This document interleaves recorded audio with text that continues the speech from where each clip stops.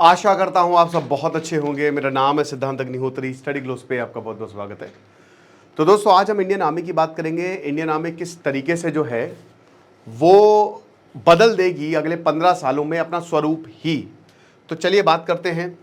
इससे पहले हम आगे बढ़े बता दूं कि सेल हमारी गुरु 40 कूपन कोड यूज करिए सारे कोर्सेज पे दोस्तों 40% ऑफ है। सारे के सारे 80 के करीब कोर्सेज है। अब ये सेल जो है वो आज रात 12 बजे तक वैलिड है। कल हमने सेल चलाई थी, तो make the best out of it. Description और कमेंट बॉक्स में लिंक दिया है। तो डिफेंस मिनिस्ट्री ने 15 साल का एक डिफेंस प्लान जो है वो अनवील किया। देखिए ये प्लान है। अब जाहिर सी बात है कि कोई अपनी हर एक चीज़ नहीं बताता, डिफेंस की तो बिल्कुल नहीं, है ना। अभी एक रिपोर्ट आई है कि अमेरिका ने नॉर्थ कोरिया में घुसकर कुछ सर्विलांस करना चाहा था जिसमें काफ़ी लोग मारे गए थे नॉर्थ कोरिया के अंदर। तो ये जो डिफेंस प्लान है ना, ये बहुत ही शांत तरीके से, जैसे आपको लगता है कि भारत के पास 180 न्यूक्लियर वॉरहेड हैं, बहुत ज़्यादा होंगे। आपको लगता है कि अग्नि 5 की जो मारक क्षमता है वो 5000 किलोमीटर है, ज़्यादा होगी। नहीं दिखाता, क्यों दिखाएंगे भाई? क्यों अनवील करेंगे अपने प्लान्स? कमज़ोर थोड़ी ना दिखाना, लेकिन आपको कमज़ोर दिखाना नहीं बट ताकतवर ज़रूर दिखाना है। तो कई बार इंफॉर्मेशन वॉरफेयर के जरिए जो पाकिस्तान करता है, आप दुनिया अपने आप को सबसे बड़ा दिखाते हो। लेकिन यहाँ पे भारत को इतना फर्क नहीं पड़ता इंफॉर्मेशन वॉरफेयर, क्योंकि भारत को पता है कि झूठ एक ना एक दिन बेनकाब हो जाता है। तो वही चीज़ है कि भारत झूठ पे तो चलता नहीं है। तो कॉम्प्रिहेंसिव मॉडर्नाइजेशन रोड मैप। अब देखिए आर्टिफिशियल इंटेलिजेंस, इसका इंटीग्रेशन बहुत ज़्यादा ज़रूरी है।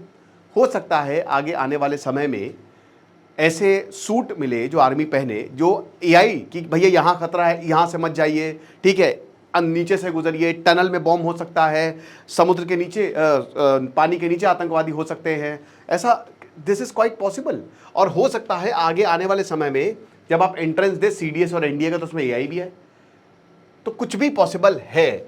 हाइपरसोनिक टेक्नोलॉजी, सोनिक मतलब स्पीड ऑफ साउंड, ठीक है, 330 मीटर पर सेकेंड। डिपेंड करता है वैक्यूम में कितनी है, कहाँ पे एयर में कितनी है, आपका वाटर में कितनी है speed of sound. Speed of light तो 3 × 10⁸ मीटर पर सेकेंड, भाई खतरनाक।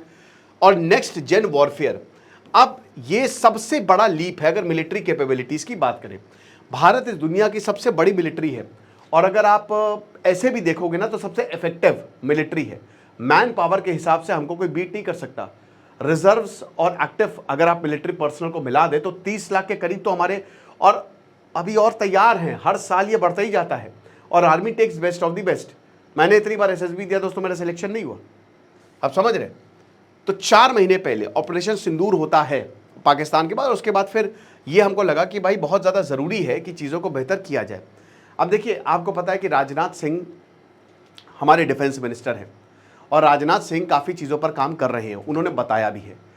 ऑपरेशन सिंदूर के बाद हमको एक चीज़ तो समझ में आ गई कि हमारे साथ ठीक है आप हैं, लेकिन ऐसा सच कोई खड़ा रहने वाला है नहीं, क्योंकि ताकतवर के साथ कोई खड़ा नहीं होता है। ये बात सच है, मतलब जो ताकतवर बनने की कगार पे होता है। तो अभी भारत बहुत ज़्यादा ताकतवर बनने की कगार पे है। पाकिस्तान क्योंकि आपको पता है भूखा नंगा देश है, तो वो तो अपने आप को बेच देता है। तो टर्की खड़ा है, चाइना उसकी मदद करता है। बोला ना हमारे आर्मी चीफ ने कि हम सिर्फ पाकिस्तान से नहीं, पाकिस्तान और चाइना दोनों के साथ युद्ध कर रहे थे। तो आर्मी ये कह रही है कि हम 1800 मेन बैटल टैंक्स लेंगे, ठीक है। अच्छा, ये जो बैटल टैंक्स है, ये जाहिर सी बात है, एक तो जो लद्दाख वाला रीजन है अभी भी डी एस्केलेशन नहीं हुआ है। कितनी भी मीटिंग कर लीजिए, कितनी भी फ्लैग मीटिंग्स हो जाए, लेकिन सच्चाई यही है कि अभी भी देप्सोंग प्लेन और डेमचौक पे ठीक है सेना वापस चली गई, लेकिन प्रॉब्लम्स हैं। और चाइना जो है वो अपनी प्रेजेंस लगातार बढ़ाता जा रहा है। शी जिनपिंग ने अभी इतनी भयानक मिलिट्री परेड की है, पूरी दुनिया को उन्होंने मैसेज देखा। कल मैंने इसमें लेक्चर भी लिया था। तो इसीलिए हमको प्रिपेयर तो रहना पड़ेगा। आज दोस्तों अमेरिका कह रहा है कि हम डिफेंसिव नहीं, हम ऑफेंस करेंगे। उन्होंने अपने डिपार्टमेंट ऑफ डिफेंस को डिपार्टमेंट ऑफ वॉर, उस पर मैं अलग लेक्चर लूंगा, वो घोषित कर दिया है। अब ये बहुत ही डेंजरस साइन है।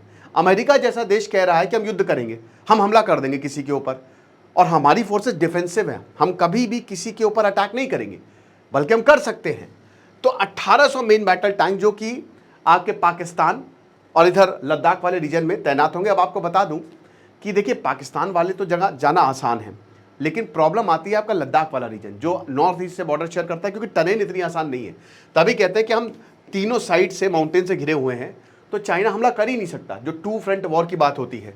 फिर 400 लाइट टैंक, छोटे टैंक जिसको फटाक से हेलीकॉप्टर से उठा के आप डाल सकते हो, और बहुत जल्दी कहीं पे भी चले जाते हैं। 6 लाख आर्टिलरी राउंड्स और बहुत सारे UAS, देखिए अनमैन्ड एरियल सिस्टम सबसे इंपॉर्टेंट होने वाले, this will be game changer. क्योंकि बॉर्डर आप इतना सारा 3,500 किलोमीटर आप जो है वो पाकिस्तान से शेयर करते हो, ऐसे ही आप यहाँ 4,000 किलोमीटर जो है आप बांग्लादेश से शेयर करते हो, 3,000 किलोमीटर से पूरा लगभग आप चाइना से शेयर करते हो। तो प्रॉब्लम क्या है? प्रॉब्लम ये कि हर जगह आप इसको गार्ड नहीं कर सकते। अभी नेपाल से आतंकी घुसे, बांग्लादेश, अभी रॉ ने रिपोर्ट दी है RNAW की बांग्लादेश बहुत खतरनाक प्लान में है, वहां से आतंकवादी घुसेंगे। तो पाकिस्तान से तो नहीं घुसेंगे, लेकिन बाकी जो इंडिया के बॉर्डर्स हैं वहां से घुसेंगे। कल भारत ने मणिपुर के साथ जो पैक्ट साइन किया है, तो उसमें क्या है, जो एग्रीमेंट किया है कि जितने भी फॉरेन नेशनल से लात मार के भगा देंगे। तो म्यांमार से भी बहुत सारे जो वहां के लड़ाके हैं वो यहाँ पे आते हैं, आर्म्स देते हैं, पैसे देते हैं। तो ये बड़ी दिक्कत है भारत के लिए। कल दोस्तों मुंबई में अलर्ट जारी हुआ है कि 14 आतंकी जो है, वो एक मेल आया, व्हाट्सएप मैसेज आया कि मुंबई अलर्ट पे है। आप समझ रहे हो ये सब कहां से आ रहे हैं? ये पाकिस्तान के बॉर्डर से नहीं आप कर सकते। अब तो परिंदा भी पर नहीं मार सकता, लेकिन बाकी जगह तो जितने भी ये आपके अनमैन्ड एरियल, भाई ड्रोन जा रहा है उसने स्पॉट कर लिया, आपने कैमरे लगाए उस पर स्पॉट कर लिया, AI की मदद से आप स्पॉट कर सकते हैं। ठीक है, नेवी की प्रायोरिटी ये है कि कम से कम 1 एयरक्राफ्ट कैरियर तो ले ही लें, 10 नेक्स्ट जेन डिस्ट्रॉयर्स और कम से कम 10 लैंडिंग प्लेटफॉर्म और एडवांस हेलीकॉप्टर्स। एयरफोर्स कह रहा है कि 20 stratospheric airship, 350 multi mission drone, stealth UCAV, high power laser system और डायरेक्टेड एनर्जी वेपन। ओके, अब ये जाहिर सी बात है थोड़े एडवांस है, क्योंकि अभी जैसे अब ये laser system, directed energy weapon सभी हमारे पास नहीं है। ठीक है, लेकिन जब हमारे पास आएंगे तो आपको कुछ करने की जरूरत है। लोकेशन, आप एक बार लोकेशन पता चल गई, सीधा मारिए आप इस एनर्जी वेपन से। ओके, तो टेक्नोलॉजी हमेशा से बताया जा रहा है कि ये डिप्लॉय की गई है। और देखिए अब वॉरफेयर चेंज हो रहा है, हर देश वॉर में है, बट कन्वेंशनल वॉर की तरफ हम नहीं है। साइबर वॉर चल रहा है, ठीक है, और बहुत सारे नैनो वॉर चल रहा है भैया, क्रिप्टो वॉर चल रहा है, इकोनॉमिक वॉर चल रहा है, ट्रेड वॉर चल रहा है। ये जो एडवांसमेंट है, ये era of offensive cyber operation, autonomous unmanned system, information dominance और स्पेस वॉरफेयर का पार्ट है। और ये एक और डेवलपमेंट कि भैया इफेक्ट बेस्ड ऑपरेशन के हिसाब से हम करेंगे।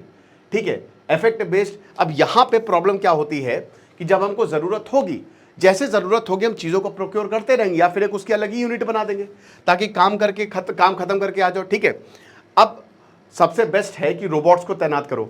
अब ये सुपर सोल्जर्स की बात जो है, ऐसा कहा जा रहा है कि चाइना ने भी सुपर सोल्जर्स बनाए हैं, अमेरिका भी इस पे काम कर रहा है। कुछ ऐसे सूट्स बनाए जा रहे हैं आयरन मैन टाइप, इतनी जबरदस्त बैटरी जो हमेशा से वो उड़ते ही रहेंगे। तो ये सब आने वाले 10 साल में 2035 तक दिस इज क्वाइट पॉसिबल। ठीक है, अब रैपिड एडवांसमेंट और कन्वर्जेंस इन फील्ड जैसे रोबोटिक्स हो गया, AI हो गया, इंफॉर्मेशन टेक्नोलॉजी हो गया, ये रेवोल्यूशनरी इंपैक्ट होगा इसका। और जैसा कि हमने बताया कि आपको ज़्यादा चैलेंजेस और रिस्पॉन्सिबिलिटी है। देखिए जैसे जैसे वक्त आगे बढ़ेगा चैलेंज बढ़ते जाएंगे, पाकिस्तान और ज़्यादा अनस्टेबल होगा। आप ये मान के चलिए अगले 2030 तक पाकिस्तान फिर कोई ना कोई हमला करेगा। आसिम मुनी ने आज ही बोला ना कि हम भारत पर हमला करते रहेंगे, भले हमारी मिसाइल वहां तक पहुंचे ना पहुंचे। क्यों? क्योंकि पाकिस्तान जब जब अनस्टेबल होगा तब तक भारत पे हमला होगा। और आप ये मान के चलिए कि अगले 5 सालों में पाकिस्तान के ऊपर बहुत बड़ा संकट आएगा, और जब ऐसा होगा तो इनको इंडिया के ऊपर हमला करना पड़ेगा ताकि अपना रेलेवेंस बना के रखें। तो इसीलिए हमको उस वक्त तैयार रहना पड़ेगा, और यही हमारे आर्मी चीफ भी कह रहे हैं, रेडी रहिए। राजनाथ सिंह ने भी बोला कि आप रेडी रहिए वॉर के लिए, कुछ भी हो सकता है, कभी भी हो सकता है। अब public private partnership, public private sector, ये सबसे इंपॉर्टेंट होती है। ठीक है, जब आपकी कोई पब्लिक प्रॉपर्टी, लेकिन अगर आप उसमें प्राइवेटाइजेशन घुसा दें तो बहुत बढ़िया होता है। दोनों से मिलकर ये काम करते हैं। मेक इन इंडिया जो भारत का है, अभी हमारी विक्रम चिप, ठीक है, विक्रम चिप जो है वो लॉन्च की है Bharat, made in India semiconductor chip है। फिर उसके बाद सरकार के जो एफर्ट्स हैं ताकि डोमेस्टिक प्रोडक्शन को बढ़ाया जा सके, इसकी भी काफ़ी सराहना की जा रही है। ओके, और ऑपरेशन सिंदूर में जो हमारी कैपेबिलिटीज़ थी वो हमने दिखाई। अभी 26 जनवरी को भी हमारी परेड हुई तो भी हमने दिखाया अपना दम खम। तो सब कुछ है। अभी 26 जनवरी फिर से आने वाला है। आपको क्या लगता है मुझे कमेंट बॉक्स में बताइएगा। खुश रहिए, पढ़ते रहिए। जैसे सिद्धांत अग्निहोत्री, साइनिंग ऑफ।